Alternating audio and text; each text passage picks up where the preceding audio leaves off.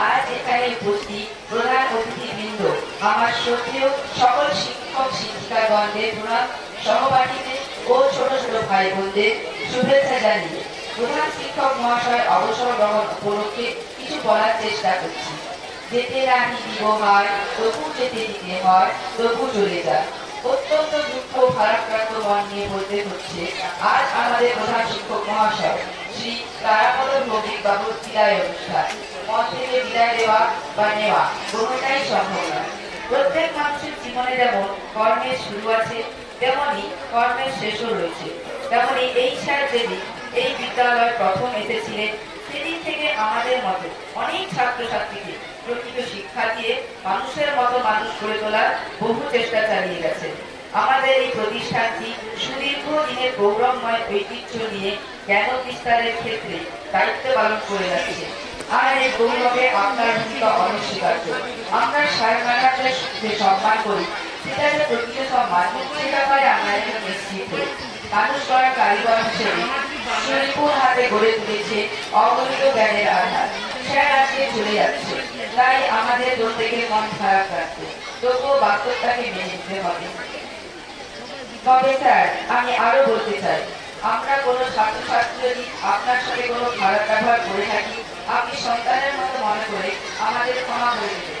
আপনি সুস্থ থাকবেন, ভগবানের কাছে এটাই প্রার্থনা করব। মাঝে মাঝে আমাদের সাথে দেখা করতে আসবেন।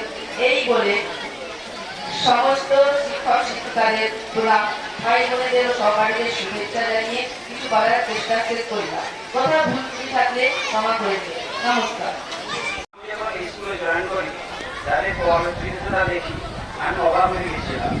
এই কোয়ালিফিকেশনে যদি কোনো স্যার এমএসসিতে মানে মাল্টিন্যাশনাল কোম্পানিতে যোগ করতেন, তিনি অনেক উঁচুতে করে যেতে পারতেন। কিন্তু তিনি এই শিক্ষকতাকে ভালোবেসে এই স্কুলে আজ 16 বছর কাটিয়ে দিয়েছেন। এই জন্য স্যারকে আমি অসংখ্য ধন্যবাদ জানাই। স্যারের প্রশাসনিক ক্ষমতা দেখে অবাক হয়ে যায়। একটা স্কুল এতটাই বড় যে এক প্রান্ত থেকে রাখলে অন্য প্রান্তের মানুষ শুনতে পায় না। তার হোস্টেলটাই একটা স্কুল। তিনি এমন এত ছাত্র, এত শিক্ষক, অশিক্ষক কর্মচারী সবাইকে নিয়ে মিলেমিশে এতদিন এত সুন্দরভাবে একটা স্কুল দেখে দিয়েছিলেন যে সেই স্কুল থেকে আমরা এখনো বেরোতে পারিনি। মাইক্রোফোনের কথা লাগে হৃদয় কাঁদে বারে বারে, তবুও কথা বর্ত হয় এই অনুষ্ঠানে।